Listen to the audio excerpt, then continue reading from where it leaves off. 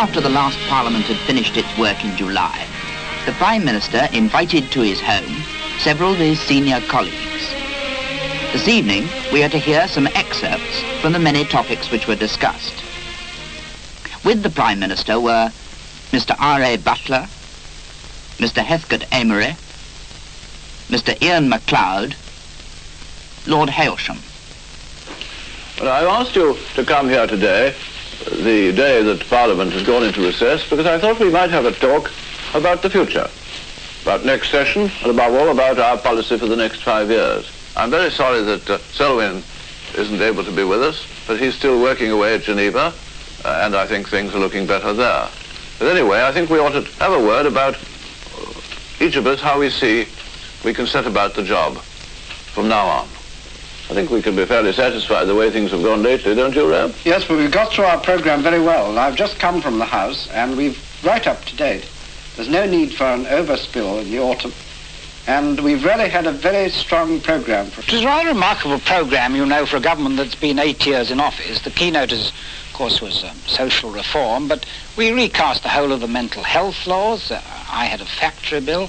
There was the new provision for house purchase, and we put in cotton and also national assistance and after the programme had started. Yes, and the pension bill. And the pension bill, of course. I, of course, don't think we had as much opposition, perhaps, as we expected at the beginning of the session. Well, that's so. But, Chancellor, it's really you who've really been the base on which we've done all this, because somehow or another, partly by good luck, but I think by good management, we seem to have suddenly, last few months, got into a position quite different which we've ever had since the war. Somehow or another, we brought off what I called the other day 2 doubles. We've had for the first time steady cost of living for 18 months. We don't hear much about the cost of living now, which we heard so much about a few years ago. Going on too, I think, that stability. I think it will. You go to get the figures and you can see. Well, then the other thing, at the same time, we've had full employment. What are your figures now? I mean, they're full employment. Oh, certainly. I know there are the marginal problems of the special areas. We'll talk about them in a moment. But we've got full employment and steady prices. Same time, we've managed somehow or another to bring off another double, to have spent an enormous increase on the social services. And at the same time, you reduce taxation by about the same amount. Well, all I can say is, Chancellor of the Exchequer, Derry, you keep on at that work and it'll be all right. Well, Prime Minister, the more comfortable and position we're enjoying today is really, if you think of it, really the result of all the work and the policies we've been following over the past 7 years. I mean, Rab did a tremendous lot of this in his 4 years. You went on, and my predecessor also took the stern measures that were just necessary at that time with all our support. Yeah. But I believe really that this has worked out in the way we hoped it would work out. I believe now we've got a firm base for our future plans, and provided we can keep that and make sure that we don't allow inflation to come back again, then I believe we can go ahead. Chancellor, there's one matter that worries me in this. Of course, the general outlook is extremely satisfactory. But we mustn't disguise from ourselves that there are places in these islands that have not responded as quickly as we would like to the various measures that we have put forward. I think you'd agree with that. Scotland, certainly the industrial belt of Scotland, parts of Wales, particularly perhaps South Wales, Merseyside and the northeast coast. And the matter that concerns me as Minister of Labour is this. Some of these places represent obstinate problems, not of general but of local unemployment. And I'm not satisfied that our measures are fully adequate to this.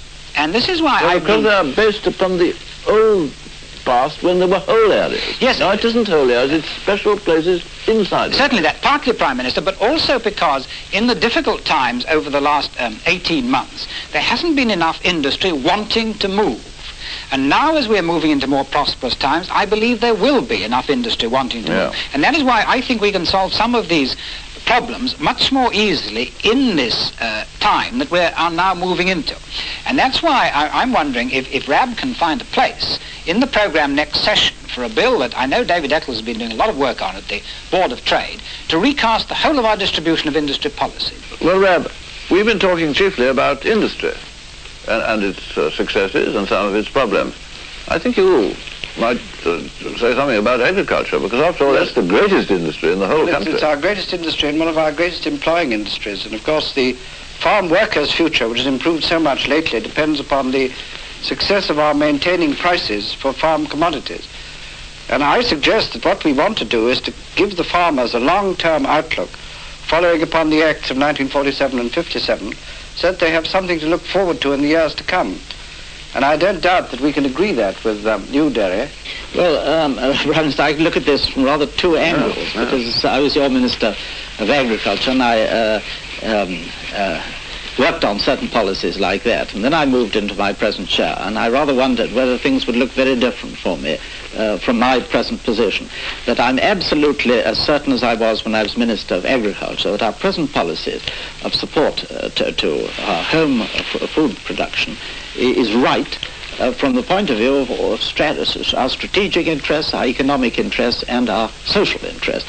And I'm sure that 1957 Agriculture Act, which extended and improved the assurances of the 1947 Act, to which we'd also given our support, has put us on the right line, and we must see that those assurances we gave are carried out, not as a temporary thing, but as a permanent part of our... But, Chancellor, isn't the best way of giving that confidence to the farming community for us to give a pledge, which I believe we could at this coming election, whenever it comes, that we will not alter in the next Parliament the long-term guarantees of the 1957 Act? Well, I believe those assurances were sound, and from my point of view, I think that would be good in the national interest, because, you know, it isn't the great gain to the whole country from our present methods of supporting agriculture is that we safeguard the income of the producer, but in a way that enables the consumer to buy food at competitive world price. That's well said for a Devon man, I think. I believe. Well, apart from that, what are the plans? We've got plenty of plans. I suppose you think, Chancellor, too many. I know. My only complaint is just that every minister's bursting with new ideas, most of them very good ones indeed. But of course, we can't do everything at once. But provided that we do keep our basic economies sound, I've no doubt whatever that we can go steadily ahead. Well, then the people, to do this job, surely we've got to take some priorities. We can't do everything. When I was Minister of Housing, I was given the job, and we concentrated on building of new houses. 300,000. But now I think in the housing, people are doing it so much for themselves. We go on with it, but a great deal we got back into the private housing. So in that field, it's slums, and don't forget homes or special arrangements for old people. I think those are the two important things in the housing. Apart from that, what are the other priorities? Now, you've been appointed Minister of Education. Would you say that was one? I think we were quite right to put housing first, and I think we were quite right to put education first. And our education plans, I should think, will take another 10 or 15 years of steady expansion to carry out. I always thought to take a whole generation after the education. Well, that would put it about another 10 or 15 years, wouldn't it, from 1944, which was your act. Well, then we've got to think of things which we've left undone because we've been too busy. There's youth, the youth service, a very important thing which we've left, which has been left behind a bit. There's sport and the arts, things of that kind. I want to put in, if I may, a special plea here for hospital building. Yeah. I remember very well when I was Minister of Health and you Rab, were at the Treasury, we started what was in effect the first programme of hospital building since the war. You remember it. But I think you would also agree that not enough has been done. It isn't enough for us just to say that the socialists built no hospitals at all. They didn't. But we must do much better than that. We are already embarked on a substantial hospital building program, but in the next 5 years I would like to see that very much increased. I think this must now become a major part of our program. Well, I think that's an example of where, yes, but I don't quarrel with that, Ian. We are getting into gear with the hospital building, and I think among ourselves we've agreed that over the next 5 years we ought to really to something like double the present rate of building. And then there's roads. Roads, of course, is a reflection of the increasing prosperity we've been talking about. Well, because more people buy cars, and so, Right. of course, they want better roads. Yeah. But the problems of prosperity are a good deal easier and happier ones to cope with than the problems of deflation. Well, anyone of my like age who's them been having- through both, you can see what the difference is. Yes, I'm sure. I'm looking yeah. forward to the day when everybody can have cars but won't need roads. Because roads are terribly expensive. You know, a car with a helicopter. yeah. Well, now it's an idea. collect the tax on the cars. We won't have to pay for the road. Well, I'm sure we've got to have a big and, if the Chancellor will let us have it, an increasing programme of road construction. We're getting a long way on with the motorways, of course, and there are any number of bottlenecks in some of the cities that we've got to be ironed out. I don't know if you can iron a bottleneck out, but anyway, to get rid of them. And there are any number also of exciting projects, many of them in Scotland, of course, the 2 Clyde tunnels, the Forth Bridge and the Tay Bridge, and in Wales, the Severn Bridge. And I'm sure in this next 5 years, Prime Minister, we must push on with all these.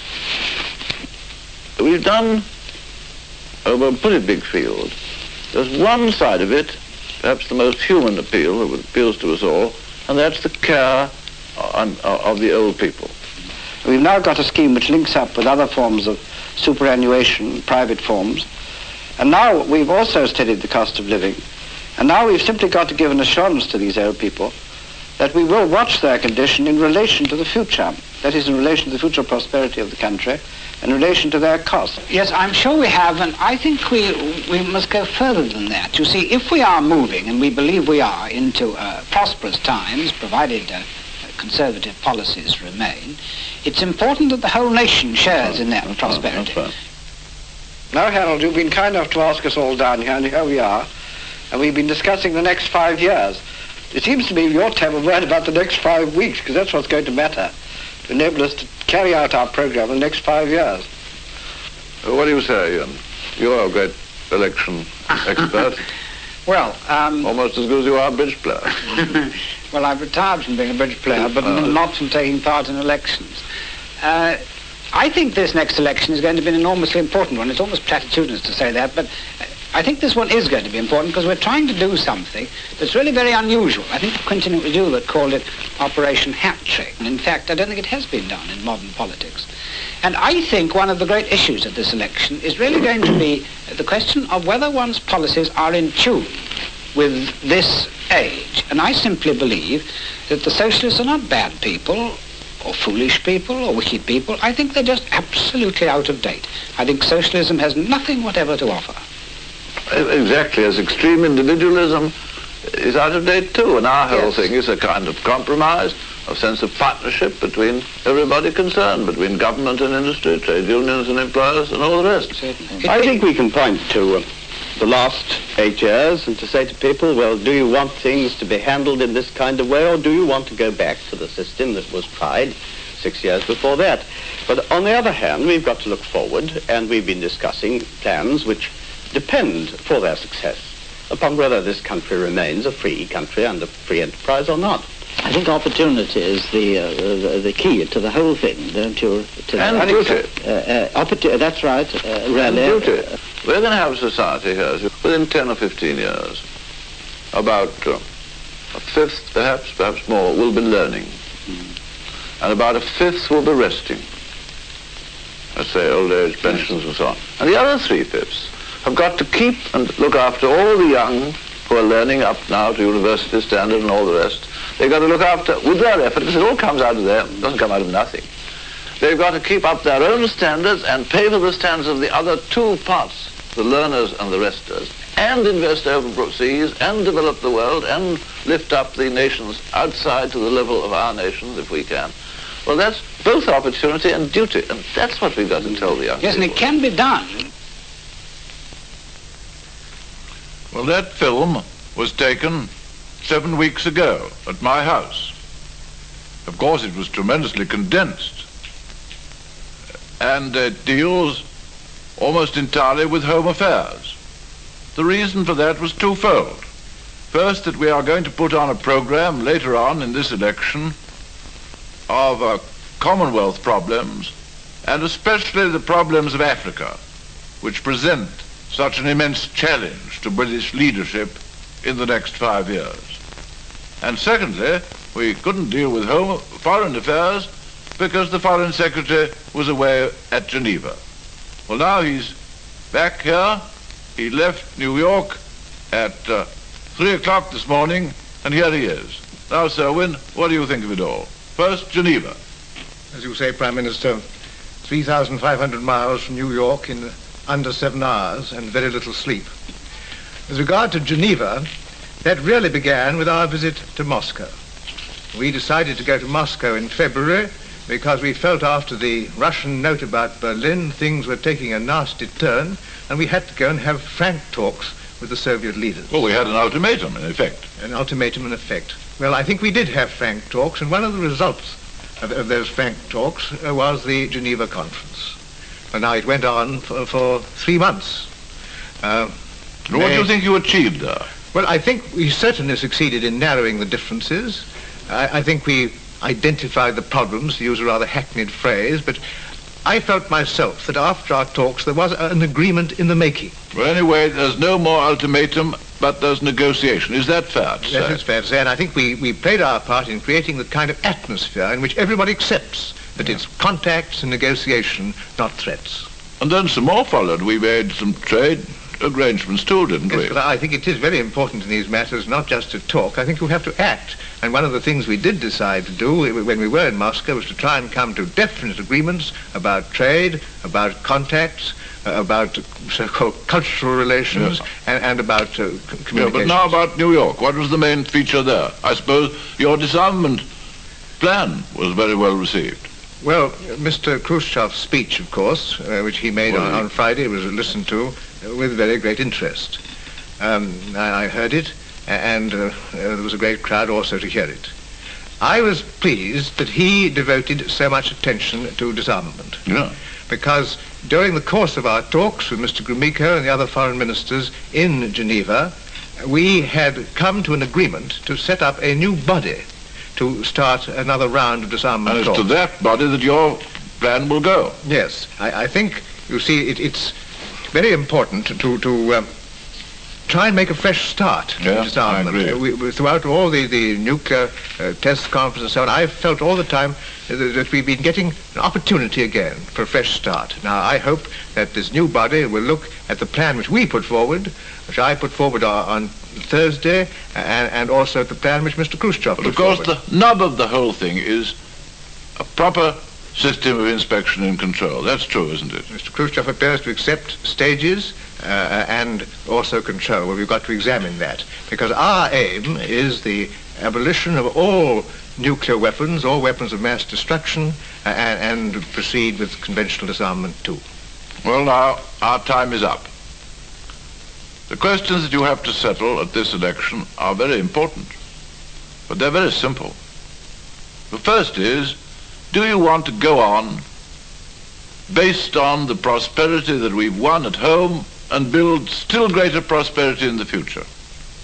And do you want the same leaders to represent you in these tremendous negotiations, summit meetings, and all the rest that lie ahead of us abroad?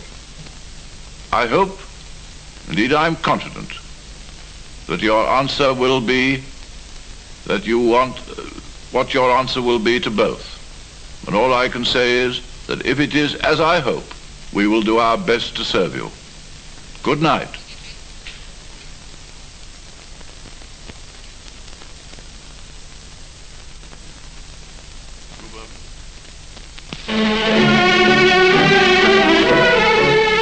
On the 8th of October, you are going to be asked to vote, to decide the future for your country, for your family, and for yourself.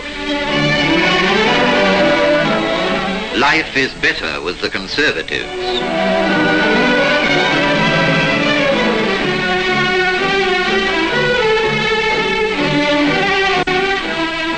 Life has been better with the Conservatives. Much better. Better for everyone. And it can be better still. Don't let the Labour Party spoil it. On the 8th of October, you are going to be asked to vote. It is your duty to your country, to your family, and to yourself that you should vote. Vote Conservative and be sure of an even better life.